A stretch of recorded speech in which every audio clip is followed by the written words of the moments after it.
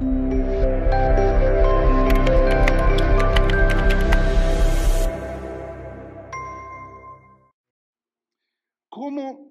se manifestó Jesucristo a los suyos? A los suyos. Y vamos a leer del verso 1 hasta el verso 14. Dice Juan capítulo 21. Después de esto, Jesús se manifestó otra vez a sus discípulos junto al mar de Tiberias. Y se manifestó de esta manera. Aquí vamos a ver que el texto ya nos está diciendo de qué va a hablar. ¿De qué va a hablar? De la manera en que Jesús se manifestó a sus discípulos. Eso es lo que va a plantear y eso es lo que vamos a aprender. Y va a tener un impacto en nosotros, por supuesto. Dice verso 2. Estaban juntos Simón Pedro, Tomás llamado el Dídimo, Natanael, el de Caná de Galilea, los hijos de Zebedeo, y otros dos de sus discípulos. Simón Pedro les dijo: voy a pescar. Ellos le dijeron: vamos nosotros también contigo. Fueron y entraron en una barca y aquella noche no pescaron nada. Cuando ya iba amaneciendo, se presentó Jesús en la playa, mas los discípulos no sabían que era Jesús. Y les dijo: hijitos, ¿tenéis algo de comer? Le respondieron: obviamente, ¿verdad? No, fueron monosílabos. Sí, no dieron mayor explicación. Dice el verso 6. Él les dijo: echad la red a la derecha de la barca y hallaréis. Entonces la echaron y ya no la podían sacar por la gran cantidad de peces. Entonces aquel discípulo a quien Jesús amaba dijo a Pedro, este es Juan, dice: es el Señor. Simón Pedro, cuando oyó que era el Señor, se ciñó la ropa porque se había despojado de ella y se echó al mar.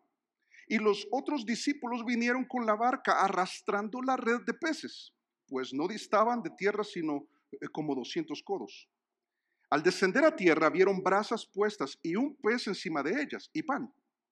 Jesús les dijo: traed de los peces que acabáis de comer, que acabáis de pescar, perdón. Verso 11. Subió Simón Pedro y sacó la red a tierra, llena de grandes peces, 153. Y aun siendo tantos, la red no se rompió. Les dijo Jesús: venid, comed. Y ninguno de los discípulos se atrevía a preguntarle: ¿tú quién eres? Sabiendo que era el Señor. Vino pues Jesús y tomó el pan y les dio, y asimismo del pescado. Esta era ya la tercera vez que Jesús se manifestaba a sus discípulos después de haber resucitado de los muertos. Jesús ya había mostrado su poder, especialmente en lo relacionado al tema de la muerte. ¿Se acuerdan? En Juan capítulo 11, él dijo: yo soy la resurrección, yo soy la vida, es algo que él había dicho. Y mostró que ningún registro bíblico nos habla de que alguien murió delante de Jesús, porque Él es la vida. Además, si alguien había muerto, como era el caso de Lázaro, que llevaba 4 días muerto, Él lo resucitó y Él se planteó a sí mismo como la vida, como la resurrección. La resurrección era parte de la enseñanza de Jesús. Vamos a ver más adelante que Jesús les había dicho que iba a resucitar. Algo que los discípulos de alguna manera escucharon, de alguna manera entendieron, pero de alguna manera olvidaron también, porque es algo fantástico, es algo extraordinario, es sobre todo que Jesús se devuelva a la vida a sí mismo. O sea, ya lo había hecho con otros, ahora lo hace con ellos. Y sobre la resurrección, Jesús durante 40 días, según Hechos capítulo 1, verso 3, durante 40 días se presentó a sus discípulos, dice, a quienes también después de haber padecido, dice, se presentó vivo, ¿con qué? Muchas pruebas indubitables, la tumba vacía, el testimonio de los ángeles, el susto de los guardias que tuvieron que huir, después tuvieron que mentir. Se apareció a cerca de 500 según Primera de Corintios capítulo 15, entre los cuales están los 7 que vamos a ver en este texto. Él lo hizo con muchas pruebas, él tuvo el respaldo del Padre, él volvió a la vida, él se manifestó a ellos. ¿Y te acuerdas lo que hizo con Tomás? No Tomás el que canta aquí en nuestra iglesia, ¿verdad? Sino el Tomás, el de la Biblia. que le dijo a Tomás, toca, toca, porque él dijo, si yo no toco el hueco que dejaron las llagas que dejaron los clavos, las cicatrices, yo no voy a creer. O sea, lo estaba viendo y dice, yo no, a mí no me basta con ver, yo tengo que tocar, tengo que tocar. Y Jesús le dice, listo, listo. A mí me encanta porque Jesús se manifestó a ellos de varias maneras. Y una de ellas es en Juan 20, si lo quieres revisar, pero dice que estaban encerrados, tenían miedo, y entonces ahí encerrados se aparece en medio de ellos, porque Jesús resucitado podía atravesar las paredes, podía presentarse de repente. Y me encanta porque se imaginan el susto. Y lo que les dice es, pasa a vosotros. ¿Qué pasa a vosotros? O sea, qué tremendo, ¿verdad? Y se manifiesta. 8 días después, se vuelve a presentar entre ellos Tomás, porque Tomás no estaba esa primera ocasión en que se presenta a los discípulos. Pero lo tremendo es que nuestro texto vas a ver que coloca a un protagonista. El protagonista siempre es Jesús, pero en cuanto al grupo de discípulos, vamos a ver que Pedro está frente al escenario en el que Jesús se manifestó por tercera ocasión. Y tiene cierto protagonismo. Y la Biblia se ha encargado de ponerlo al frente para que consideremos varias cosas. Una de ellas es que te acuerdas que Pedro le prometió a Jesús acompañarle hasta la muerte. ¿Te acuerdas?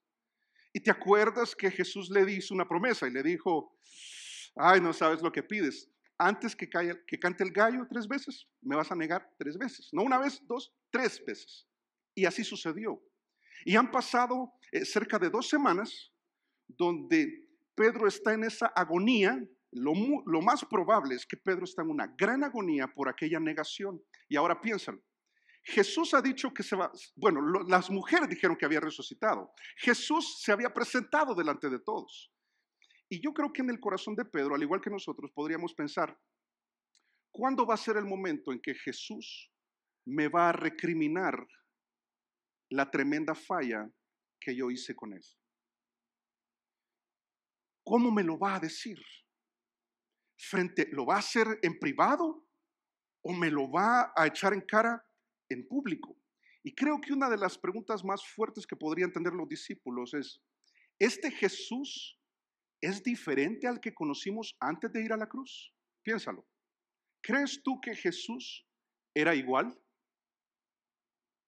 Y unos dicen, sí, yo creo que sí. O este Jesús va a ser más severo, o este Jesús va a manifestar su poder y me va a lanzar un rayo, como muchas personas piensan, ¿verdad? Que Dios está ahí listo para avergonzarnos en público, para echarnos en cara las grandes fallas que hemos tenido, la negación de Pedro. Pero lo que van a aprender estos discípulos, fíjate, habían pasado 3 años y medio con Jesús y ahora van a aprender a relacionarse con el Jesús resucitado, que ha cambiado. Ha cambiado. Antes Jesús no podía atravesar las paredes, ahora sí. Antes Jesús era 100% hombre y 100% Dios, ahora es 100% Dios, sentado a la diestra del Padre, su cuerpo está glorificado. Y ahora tienen que aprender a relacionarse con un Jesús que se manifiesta a los suyos.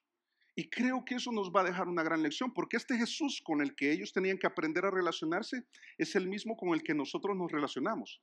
Es el Jesús que resucitó, que está a la diestra del Padre, que es todopoderoso y que viene a nosotros.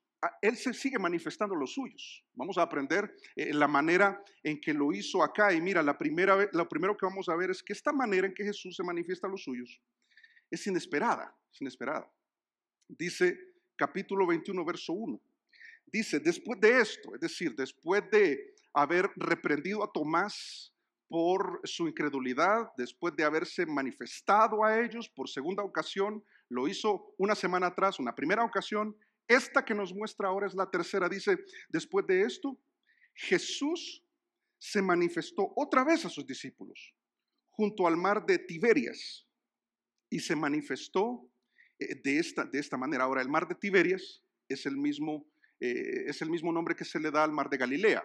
Es la región de Galilea, una provincia, de la cual la mayoría de estos 7 que son mencionados, ya los vamos a ver quiénes son más adelante, son oriundos de este lugar. Pero no solamente, vamos a ver que no solamente están en Galilea, no se han devuelto a Galilea, ¿te acuerdas? Estaban en Jerusalén, pero luego tuvieron que moverse a Galilea por una razón primordial. Y es porque Jesús les había dicho, ya resucitado, les dice, encontrémonos en Galilea, porque ahí les voy a dar instrucciones. Piénsalo, qué emocionante, ¿verdad? Entonces ellos emprenden ese viaje recordando el mensaje de aquellas mujeres. Ahí en Marcos capítulo 16, verso 7, les dice, pero id, decid a sus discípulos y a Pedro, está diciendo el ángel, dice, que él va delante de vosotros a Galilea. Allí le veréis, ¿cómo qué? ¿Cómo os dijo? O sea, el ángel solo les está recordando, bueno, están en Jerusalén, él lo están buscando en la tumba, él ya no está, él resucitó. ¿Y saben qué?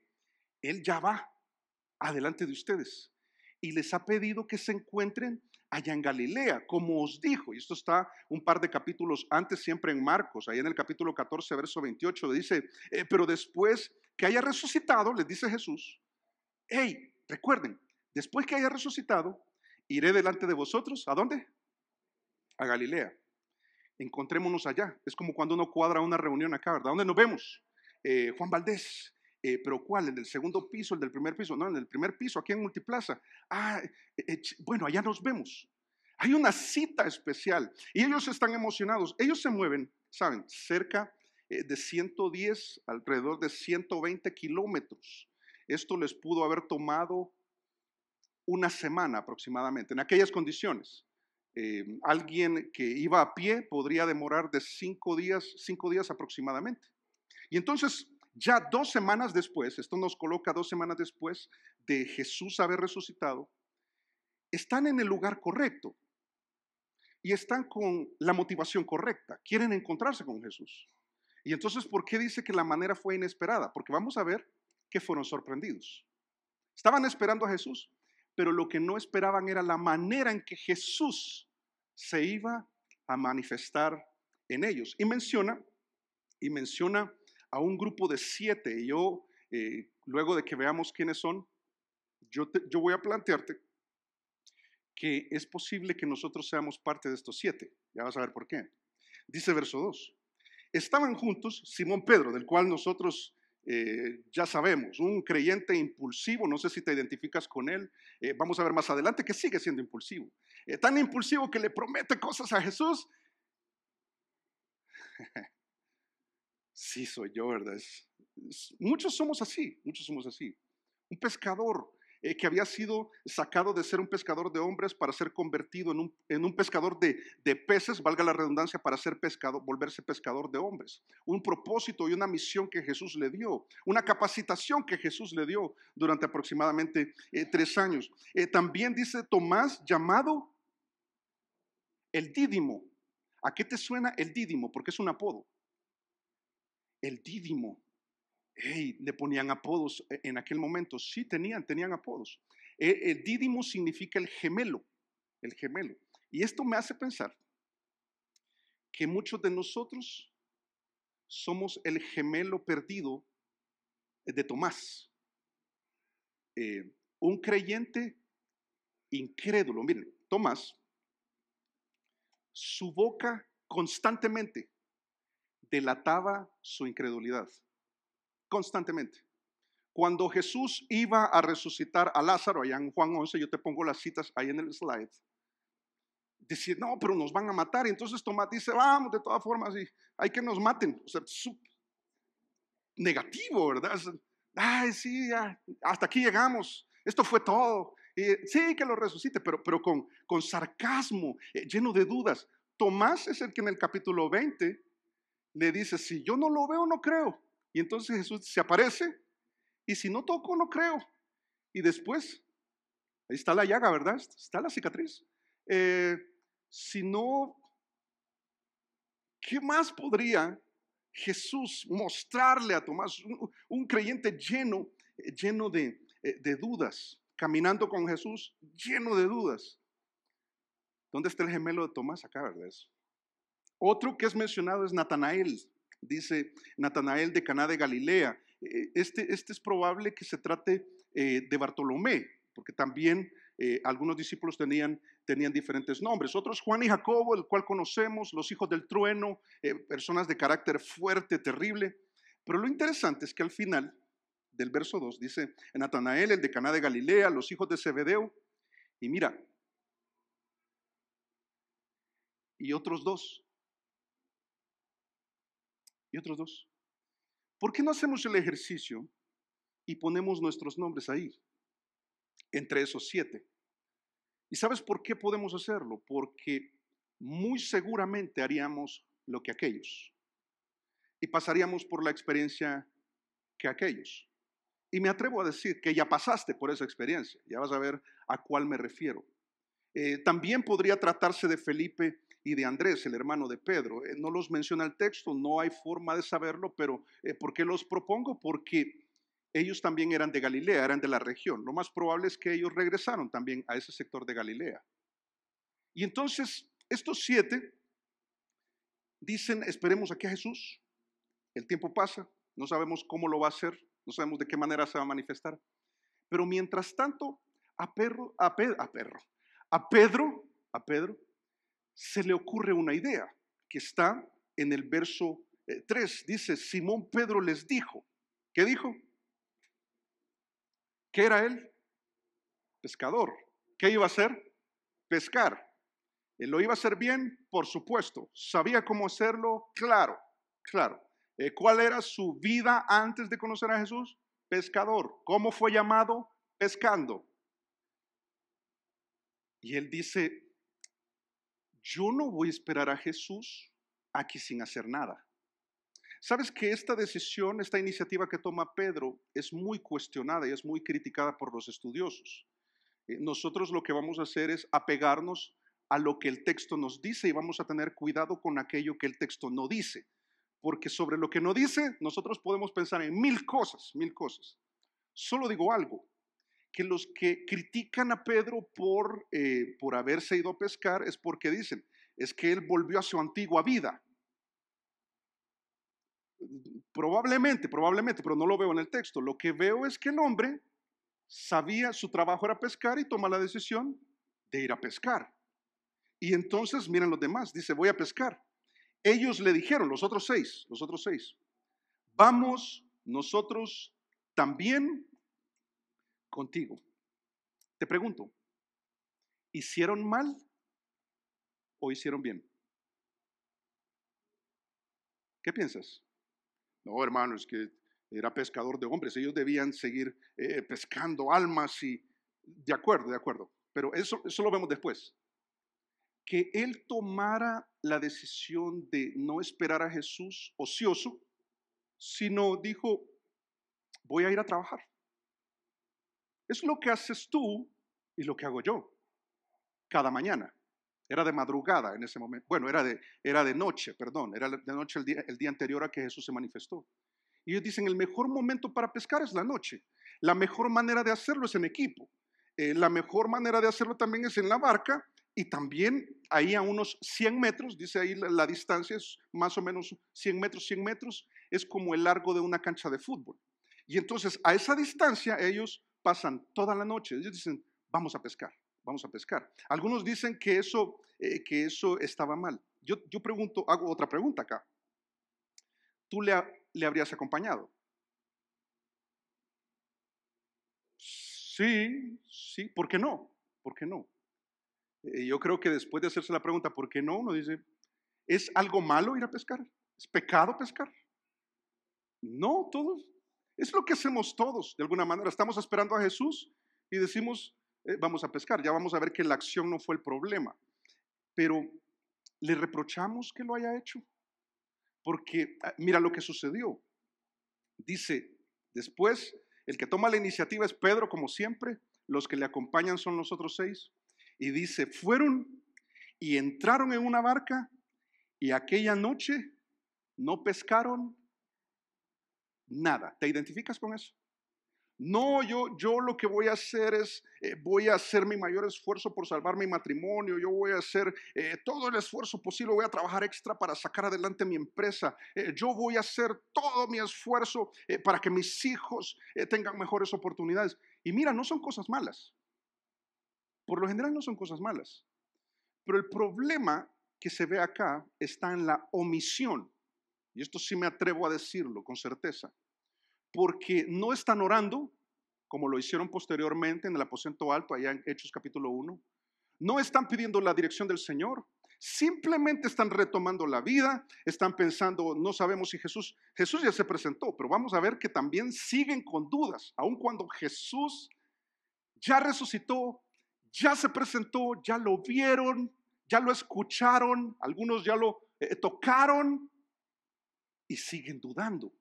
Y siguen dudando. Y siguen con su vida haciendo su mejor esfuerzo, no necesariamente haciendo algo incorrecto. Sabes que algunos podrían respaldarse en 1 Tesalonicenses capítulo 4, verso 11, que dice que procuréis tener tranquilidad. Dice, y ocuparos en vuestros negocios y trabajar con vuestras manos de la manera que os hemos mandado, diligentemente, todo en su tiempo, todo con prioridad. Y entonces como que tú dices, no, yo lo que voy a hacer mientras viene Jesús, yo me voy a ocupar en mis asuntos. Y eso no está mal. Lo malo es ocuparte solamente en tus asuntos. Y te olvidas de los negocios del Rey, de los negocios del Padre, de la misión que fue encomendada por Jesús. Te olvidas completamente. ¿Crees que esa misión solo se puede cumplir dentro de una estructura ministerial de la iglesia? ¿Te olvidas que puedes llevarla a cabo ahí en tu profesión, ahí en tu oficio? Y que puedes sí estar ocupado, pero también puedes estar llevando mucho fruto. Porque lo que vemos es que el resultado del cual nos habla el verso 3 es de un fracaso rotundo. No dice que pescaron poco. No dice que pescaron poco.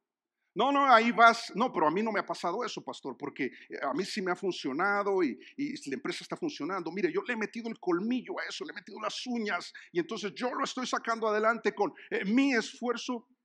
Pero sabes, nosotros debemos ponerlo en perspectiva no solamente a la jornada de un pescador, sino a la jornada de la vida. ¿Cómo vas a terminar tu vida? ¿Va a haber fruto para el Señor?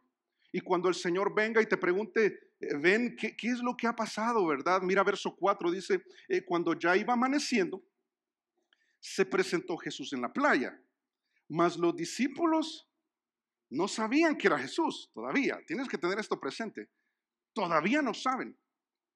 Y les dijo, hijitos. Hijitos aquí es una expresión diferente a la que es usada en Primera de Juan. En Primera de Juan es un hijitos de cariño. En este caso, la palabra griega que utiliza es la que nosotros haríamos para decirle a alguien, señores, o mejor dicho, como cuando me dijeron por primera vez, ¿verdad? Vecino.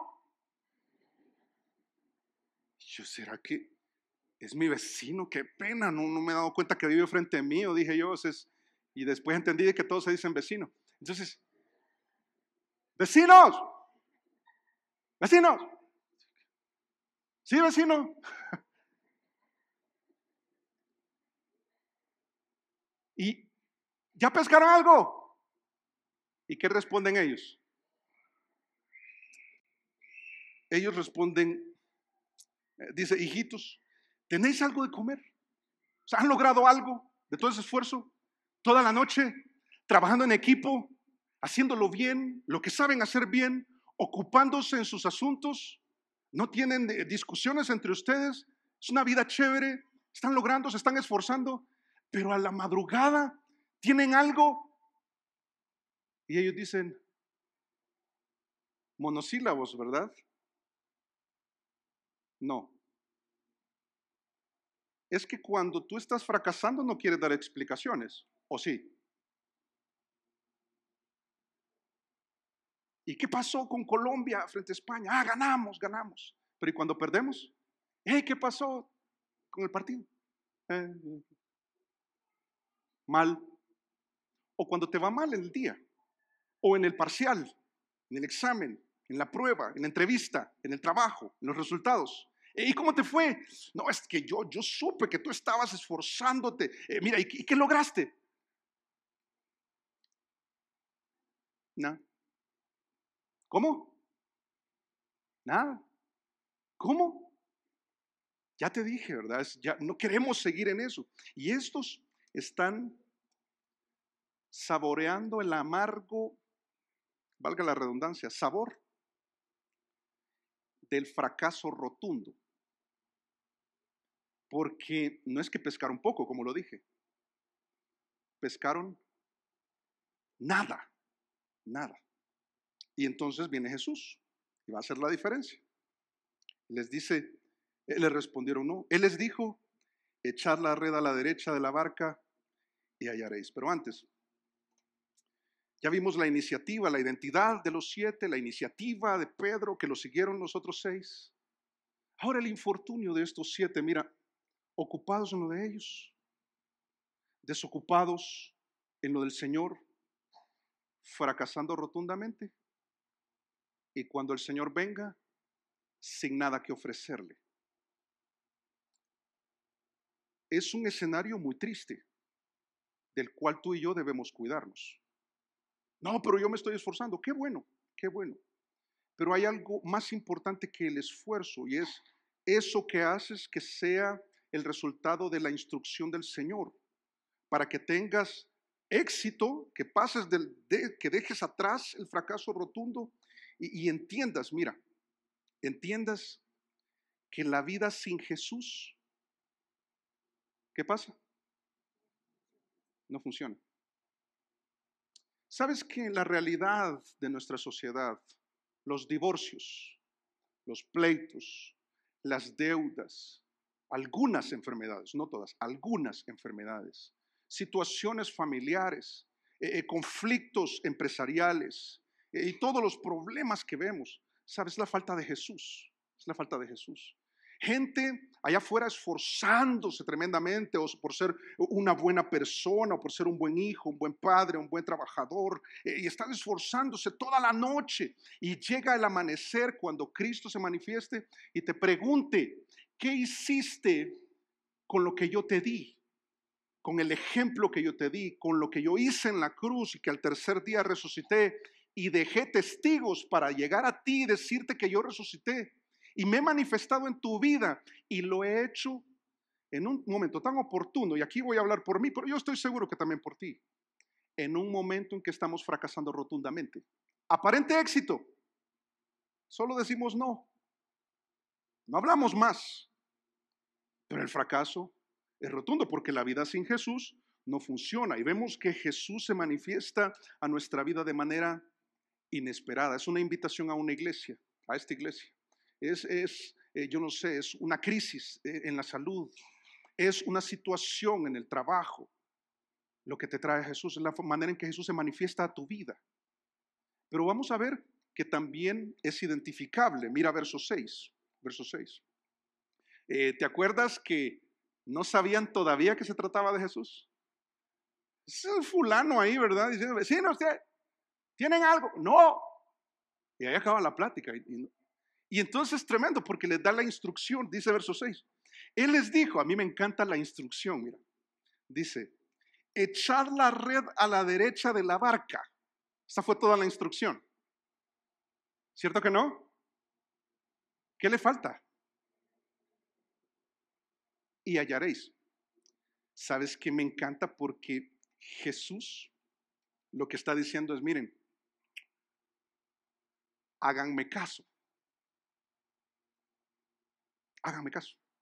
Y saben, si me hacen caso, va a funcionar. Va a funcionar. ¿Sabes qué es una instrucción que conlleva una promesa de eficacia? No solo les está diciendo, echen la red a la derecha, es que no era ahí.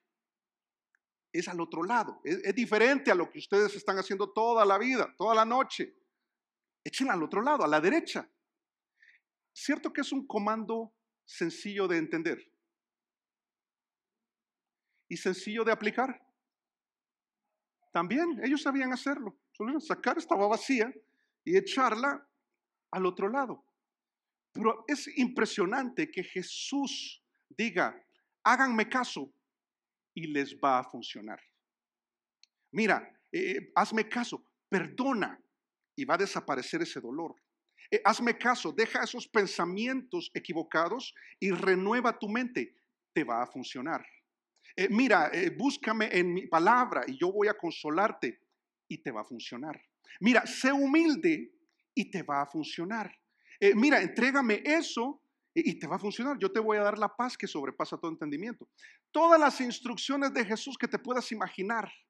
Y Él nos da la certeza de decir, y te va a funcionar, te va a funcionar. Es algo muy emocionante lo que dice y luego lo comprueban, porque dice, entonces la echaron y ya no la podían sacar por la gran cantidad de peces. Vas a ver que más adelante, que no solo dice gran cantidad de peces, dice la cantidad, 153, pero dice que eran los peces, un pez grande, son peces grandes.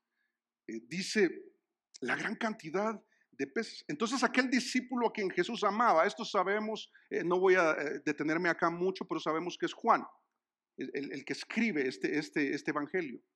Se describe a sí mismo como el discípulo al que Jesús amaba. Y dice, dijo a Pedro, ¿qué le dijo? Le dijo, ahora voy a hacer la escena acá. ¿Qué ha pescado? Nada. Es que echen al otro lado, ahí van a hallar. ¿Y este quién es? Si hemos tratado toda la noche. Ay, pero hagámosle caso. La tercera es la vencida, ¿verdad? Entonces, hagámosle caso. Después no la podían sacar. Y entonces Juan reacciona y le dice a Pedro, es el Señor. ¿Fue así? ¿Cómo fue? Es el Señor. Es el Señor. ¿Quién más podría hacer esto sino Jesús? ¿Quién más? ¿A quién estábamos esperando? Y hasta me erizo un poco, ¿verdad? Porque yo pienso cuando sucede algo en tu vida, cuando consigues este trabajo y tú dices, ¿y cómo te fue? Ya me lo dieron. Es el Señor. Es el Señor porque tú, ¿de dónde, verdad? Es el Señor. Cuando el esposo cambia, ¿verdad? Y la esposa dice, wow, qué cambio más impresionante. Y la esposa dice, es el Señor. Es cuando la salud cambia, es cuando la condición cambia, es cuando uno cambia, es cuando vemos que Dios toma el control de todo nuestro juego de circunstancias y comprobamos que es el Señor. Me encanta, yo no sé si me quedé corto, yo creo que me quedé corto, pero Juan tiene el discernimiento, tiene el corazón, el enfoque, la capacidad para unir los puntos y decir, no fuimos nosotros, es el Señor. Dicho en colombiano también, no es chiripa, no fue chiripa. No, es que seguramente vio, quizás desde donde está, vio. ¿Qué? Nada. El Señor envió ese cardumen. El Señor envió esos peces a nuestras redes. El Señor es el que nos hizo pasar del fracaso rotundo al éxito rotundo, porque nuestro matrimonio iba mal. Pero es el Señor el que cambió eso. Es el que nos ha dado otros resultados. Mi autoestima estaba por los suelos y el Señor me levantó de ahí. Ahora estoy mejor ubicado. Yo era muy terrible en mis actitudes con mi madre, con mis padres, con la autoridad en general. Pero es el Señor el que ha hecho el cambio. Me ha llevado del fracaso rotundo al éxito rotundo. Me encanta porque el fracaso era 0. Y ahora el texto nos dice 153 peces. Y por si no lo entendíamos, las redes eran tantos que las redes dentro de lo lógico debían romperse, no aguantaban. Pero es otro milagro que hayan resistido. Es que podemos contener y recoger todo ese resultado que Dios nos ha dado y tener la reacción de Juan. Es el curios, es el que está en control de todo. Es el que se ha hecho ver, es el que se ha manifestado en tu vida y todavía no lo ves. ¿Todavía no lo ves? Es el Señor. Me encanta la reacción de Juan. Pero hay otras reacciones que confirman lo que dice Efesios capítulo 3, verso 20. Dice, y aquel que es poderoso para hacer todas las cosas mucho más abundante, dice, de lo que pedimos o entendemos, según el poder que actúa en nosotros. Es que mira, este Jesús que resucitó, que sigue manifestándose a los suyos cuando estamos en el fracaso rotundo, de manera inesperada. Quizás no te lo esperabas, quizás para ti no era el mejor momento, pero fue el mejor momento. Se hace identificable para aquellos que logran hacerlo, que quieren ver lo obvio, que no aquellos que no quieren ver lo obvio, que Dios está presente, que Él se manifiesta a los suyos y que nos hace pasar de ese éxito a ese éxito rotundo, viniendo de un fracaso rotundo y que supera nuestras expectativas. Estos hombres ya se habían dado por vencido. Ya se habían esforzado. No, mire, yo fui a psicólogos, fui a psiquiatras, mire, medicamentos, mire, he hecho esto y he hecho lo otro, y me esforcé, estoy cansado ya, se me acabaron las opciones. Pero viene Jesús y hace la diferencia en tu vida y en la mía. De manera que vienen otras dos reacciones, además de la de Juan. Dice acá lo que hizo Pedro, dice verso 7. Entonces aquel discípulo a quien Jesús amaba dijo a Pedro: es el Señor. Simón Pedro, cuando oyó que era el Señor, o sea, de boca de Juan, se ciñó, o sea, se vistió la ropa porque se había despojado de ella y se echó al mar. ¿Cierto que esto es muy lógico? Si lo leíste con detenimiento te das cuenta que lo que Pedro hizo es como al revés. ¿Qué haces tú cuando te vas a echar al mar? Sí, es zapatos, la camisa, y bueno, y te echas al mar. ¿Qué hizo él? Se vistió al mar. Dice, ¿qué está pasando acá? Vamos otra vez a tratar de mantenernos en el texto. Históricamente, ¿por qué estaba desnudo? Porque entre el equipo de pescadores, uno se encargaba, tenía que estar listo para bajar y confirmar si habían peces o no. La red no la estaban subiendo a cada rato porque eso ahuyenta a los peces, sino que había uno que lentamente iba y revisaba. Todo indica que ese era Pedro, que estaba desnudo. Los demás no estaban desnudos, era Pedro. Pero entonces ya entendimos por qué estaba desnudo, pero ¿por qué se puso la ropa? Sabes que en esta región de Galilea, aquí solo voy a hablar de escenarios. Ten cuidado con lo que voy a decir, son escenarios. Hay sectores de esa región donde esos cuerpos de agua, uno podía, hasta el día de hoy, uno podría adentrarse por varios metros y el agua te llega a la cintura. Y en algunos casos, algunos pescadores toman la decisión de, valga la redundancia, pescar en aguas poco profundas.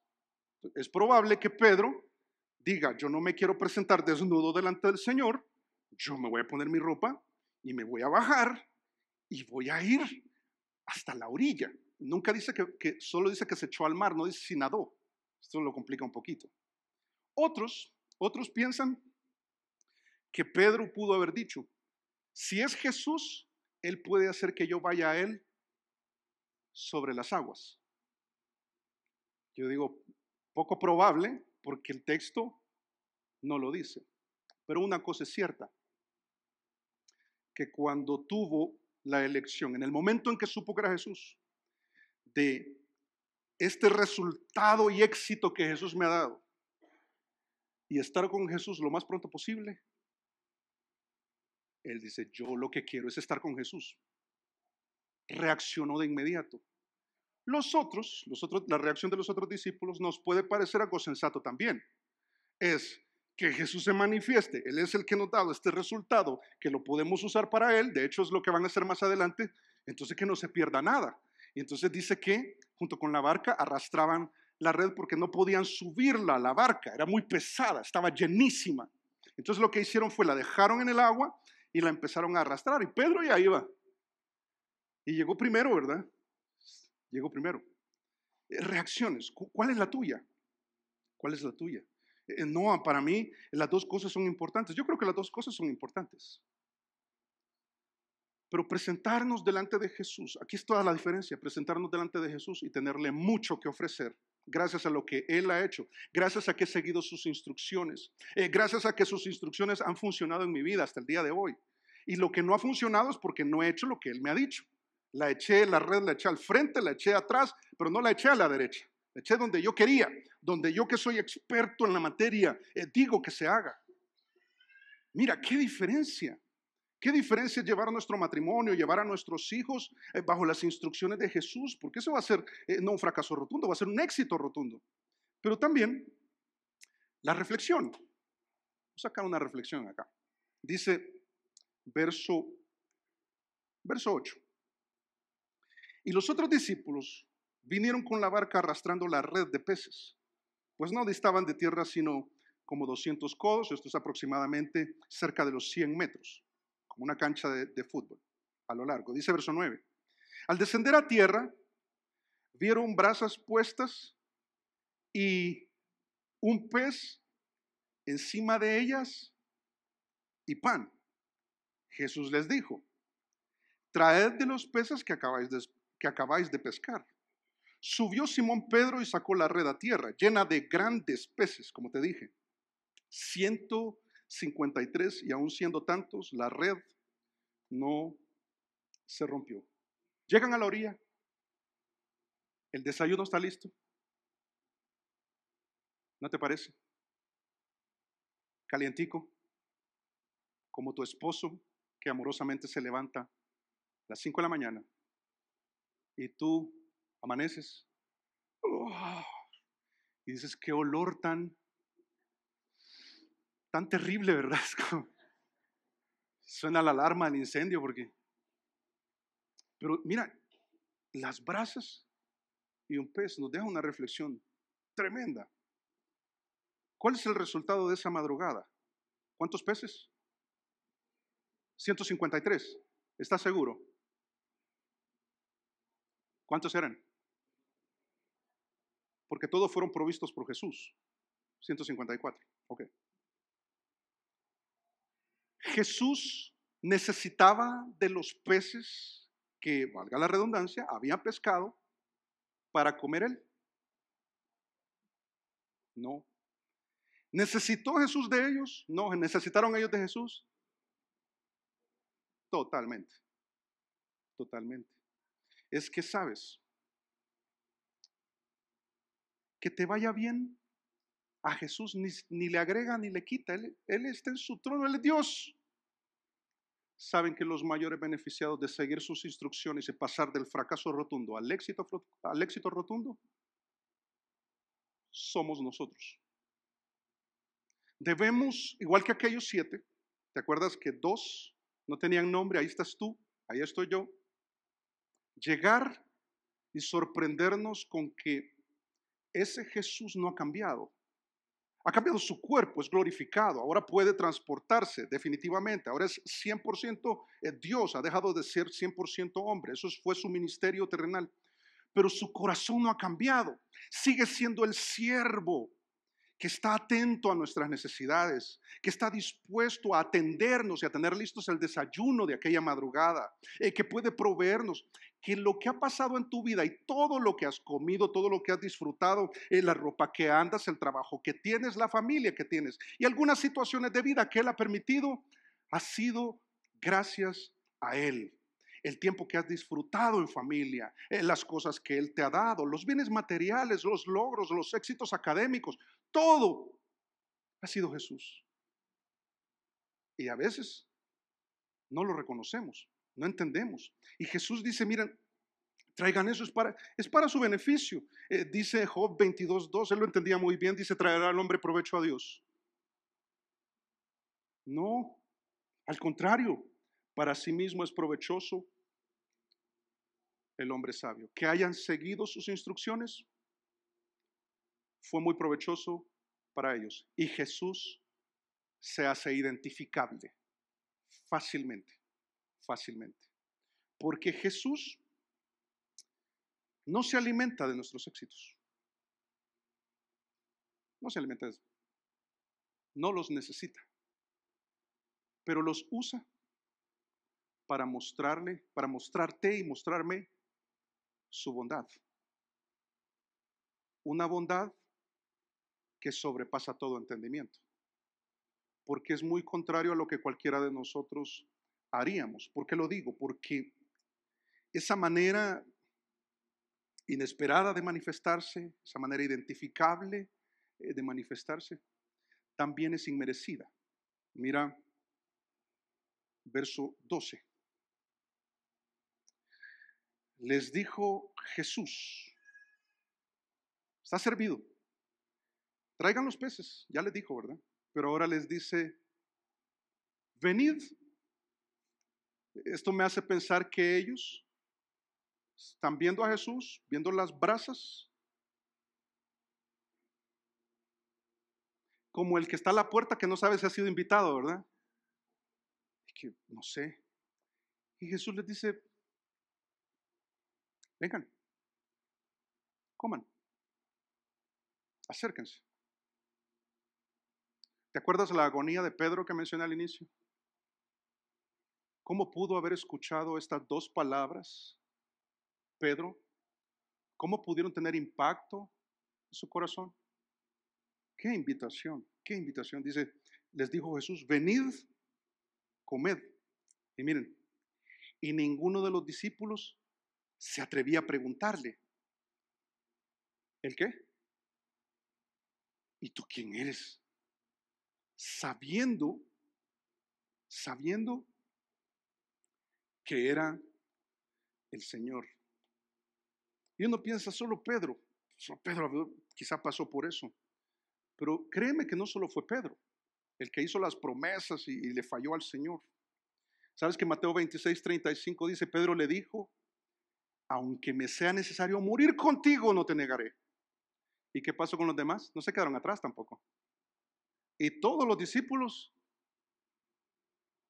dijeron lo mismo. ¿Sabes que el que menos digno pudo haberse sentido en ese momento era Juan? Juan estuvo en el momento de la muerte de Jesús. Se encargó de la mamá de Jesús, a la cual Jesús mismo le encomendó. Pero no llegó a más. No llegó a más.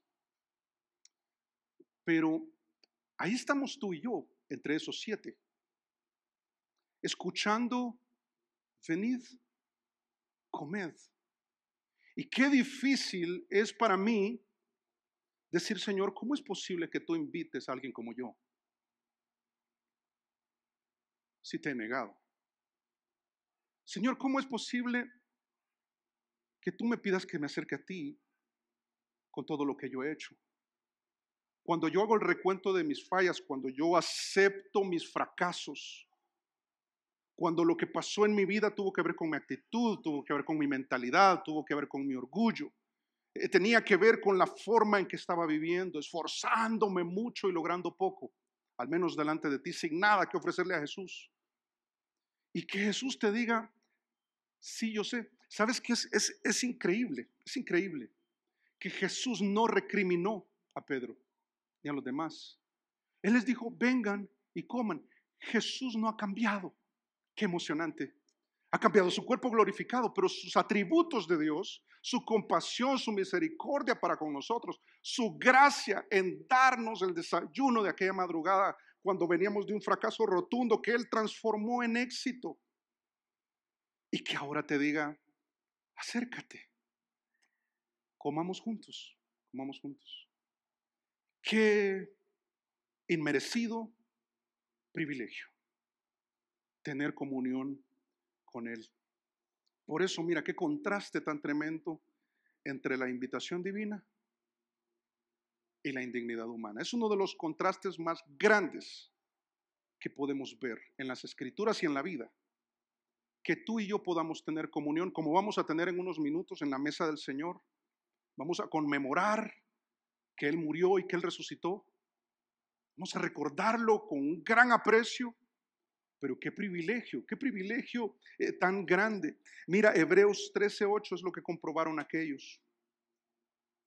Dice verso 13, aquí en Juan. Vino pues Jesús y tomó el pan y les dio y asimismo del pescado. Esta era ya la tercera vez que Jesús se manifestaba a sus discípulos después de haber resucitado de los muertos. Mira, Hebreos 13:8 nos lo recuerda. Nos recuerda aquello que estos discípulos comprobaron y que nosotros también. Jesús es el mismo. Sabemos que su cuerpo glorificado, está a la diestra del Padre. Pero Jesús es siervo, es Dios. Jesús es compasivo. Jesús es proveedor. Jesús es todopoderoso. Es el Curios, el Señor que reconoció Juan con emoción. El que reconoció Pedro que se trataba de él y que ese cambio en la vida, en su realidad, se debe al Señor, únicamente, exclusivamente al Señor. Y que se acerca a él y Jesús te diga, venid y comed.